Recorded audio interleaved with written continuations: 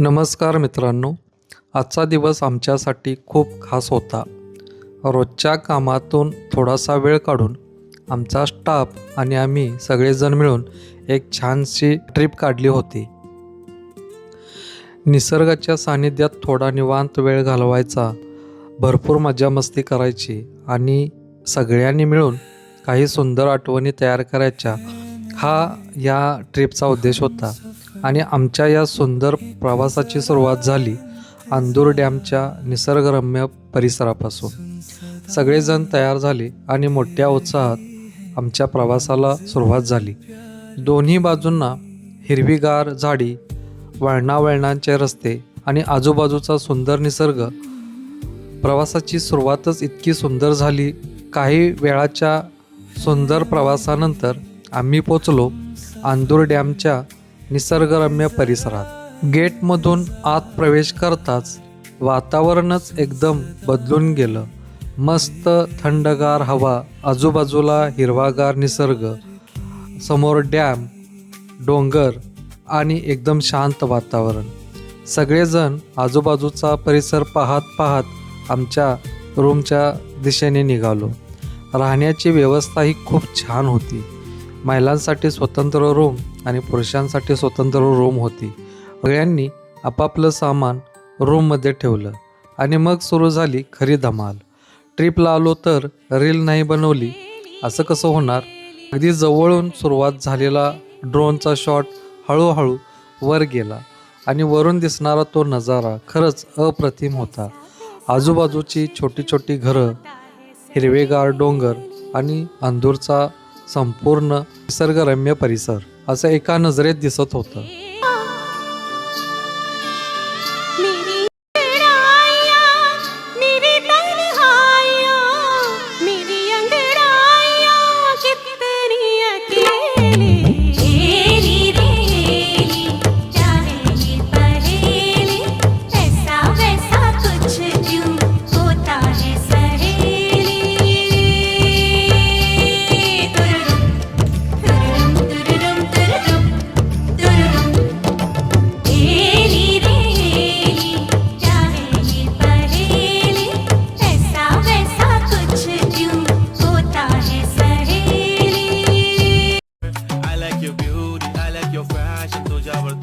माझी नजर एक नंबर, तुझी कंबर हाय, चाल शेकी शेकी हाय, किती सुंदर तुझं डिंपल, जे पाहिजे ते घे. एवढी धमाल केल्यानंतर थोडी भूक लागली होती आणि मग आमच्या समोर आली गरमागरम कांदा भजी. बाहेर मस्त वातावरण, अनात गरमागरम कांदा भजी आणि चहा मिळाला की त्याची मजाच काही वेगळी असते. आता पोटात गरमागरम भजी आणि चहा गेल्यानंतर सगळ्यांचा उत्साह आणखीन वाढला आणि मग सुरू झाली खरी धमाल.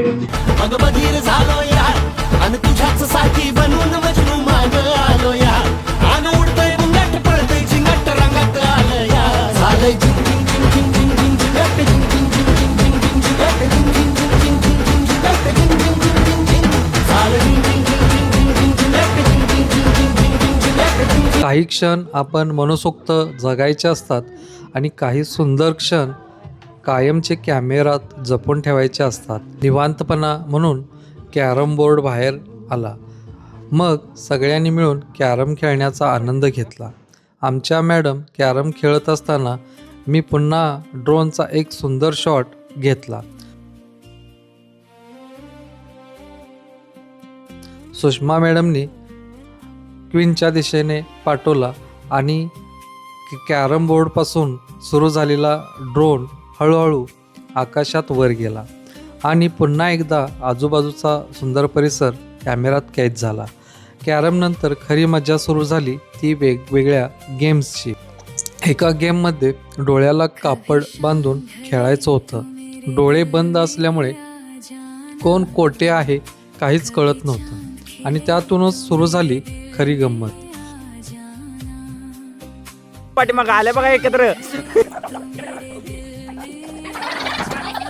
खेळता खेळता कुणाला हलकासा फटका बसला तर कुणी चुकीच्या दिशेने चालायला लागलं आणि मग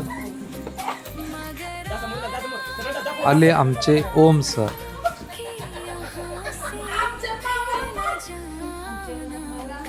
खेळता खेळता त्यांचा पाय अडकला आणि ते थेट झाडीत जाऊन पडले. ओम सर पडल्यावर सगळेजण धावू लागले आणि त्यांना उठवून ते व्यवस्थित असल्याची खात्री करून घेतली आणि सगळ्यांना इतकं हसू आलं की काही विचारूनच नका. ओम सर ही आम्ही सगळेजण मजेशीर प्रसंगावर मनसोक्त हसलो. संगीत सुरू झालं की सगळ्यांनी खुर्चीभोवती फिरायचं आणि संगीत बंद झालं की पटकन खुर्ची पकडायची.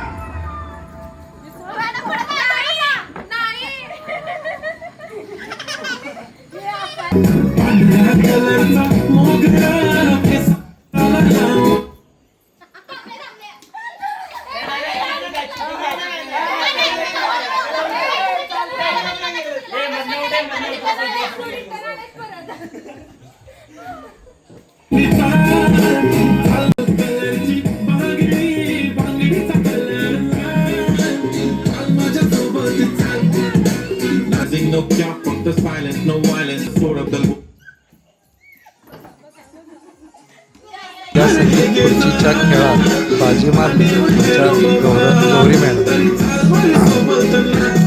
खेळात बाजी मारली आमच्या गौरी मॅडमनी. त्यानंतर आणखीन एक भन्नाट खेळ सुरू झाला.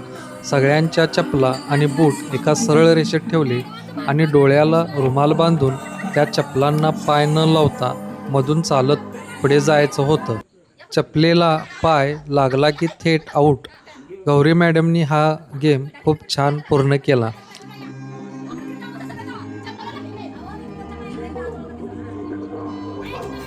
त्यानंतर साक्षी मॅडमनी प्रयत्न केला पण मध्ये चपलेला पाय लागल्यामुळे त्यांना आऊट झाल्या. तर ओम सरांना मात्र थोडं वेगळं आव्हान होतं. त्यांनीही वाकडे तिकडे पाऊल टाकत हा मार्ग पूर्ण करण्याचा चांगला प्रयत्न केला. पण खरी गंमत तर माझ्या वेळी झाली. मला वाटलं समोर सगळ्या चपला तशाच ठेवल्या आहेत, पण या सगळ्यांनी मिळून मला बरोबर फसवलं होतं. माझ्या डोळ्याला पट्टी बांधल्यानंतर सगळ्या चपला बाजूला काढून ठेवल्या होत्या. त्यानंतर चपलांचा एक गोल सर्कल तयार केलं. डोळ्याला पट्टी बांधून काही अंतरावर चालत यायचं आणि हातातील बाटली बरोबर त्या सर्कलमध्ये ठेवायची. दिसत काहीच नसल्यामुळे बाटली नेमकी कोठे ठेवायची हे फक्त बाकीच्यांनाच दिसत होतं.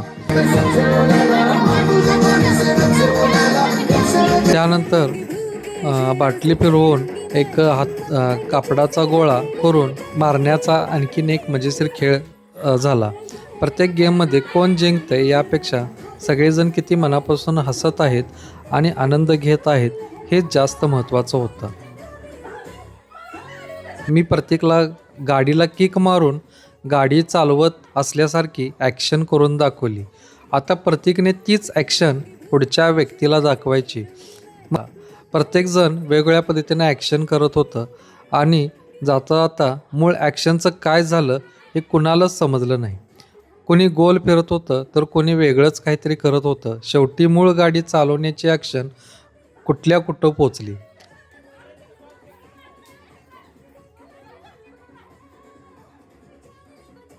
आणि शेवटी प्रत्येकालाच विचारलं, तुला सुरुवातीला काय सांगितलं होतं ते करून दाखव.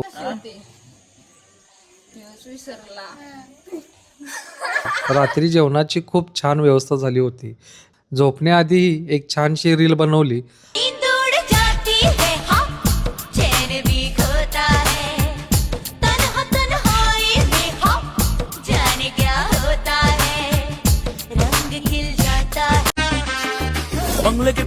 ताला, घुसू कहाँ से मैं साला।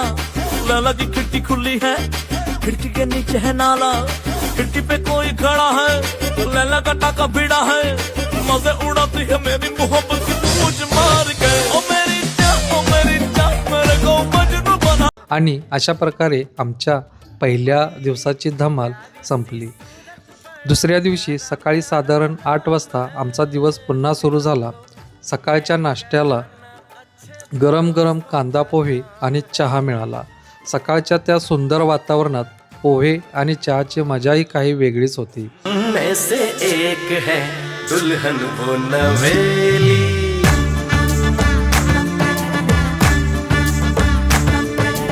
रेली रेली क्या है ये पहेली, ऐसा वैसा कुछ क्यों होता है सहेली।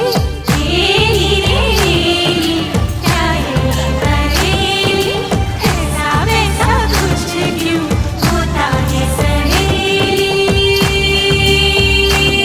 दुरुरुम दुरुरुम दुरुरुम दुरुरुम दुरुरुम।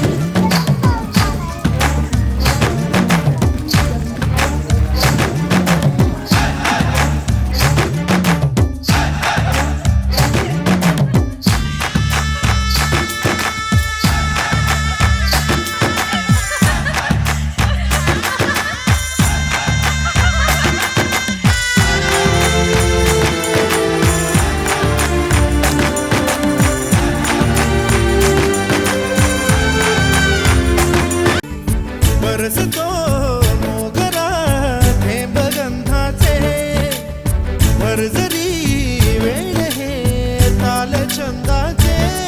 घन व्याकुळने मुझे म्हणणारा, मन अंतर गरगळणारा, ही स्वर्ग सुखाची दारे, हे गीत ते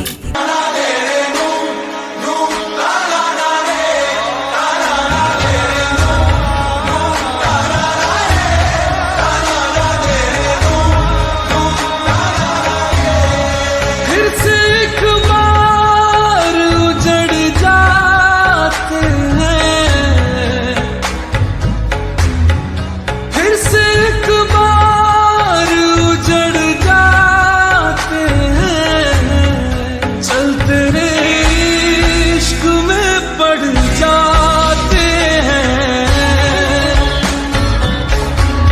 चलते रे इश्क में पड़ जाते हैं, फिर से एक बार बिखर जाते हैं, फिर से एक बार बिखर जाते हैं, चलते रे इश्क में पड़ जाते हैं,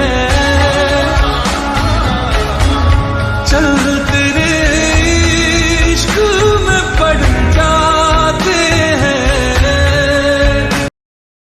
आता अंदूरच्या या सुंदर ठिकाणाला निरोप देण्याची वेळ आली होती. सगळ्यांनी आपापल्या बॅगा घेतल्या आणि पुढच्या प्रवासासाठी बाहेर आलो. सगळेजण गाडीत बसत असतानाचे काही सुंदर क्षण मी कॅमेऱ्यात कैद केले.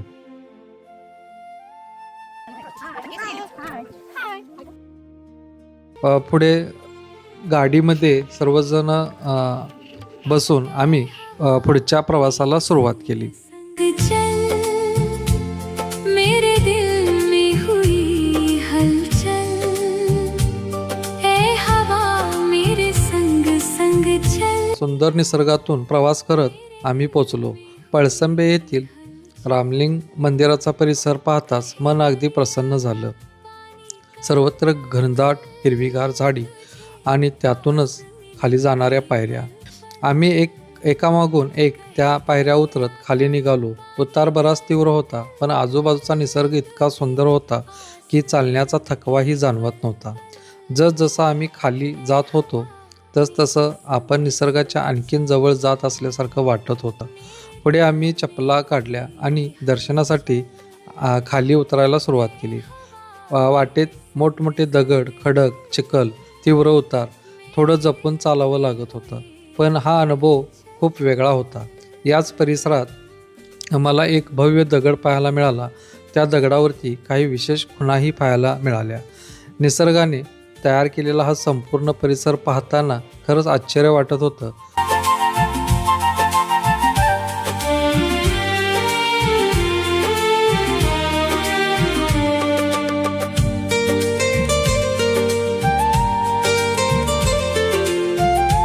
मंदिराचा परिसर पाहिल्यानंतर आम्ही पुढच्या ठिकाणाकडे निघालो.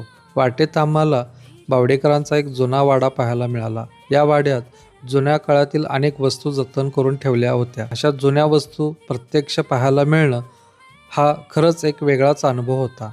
हा ऐतिहासिक ठेवा पाहिल्यानंतर आमचा पुढचा प्रवास सुरू झाला गगनबावड्याच्या दिशेने.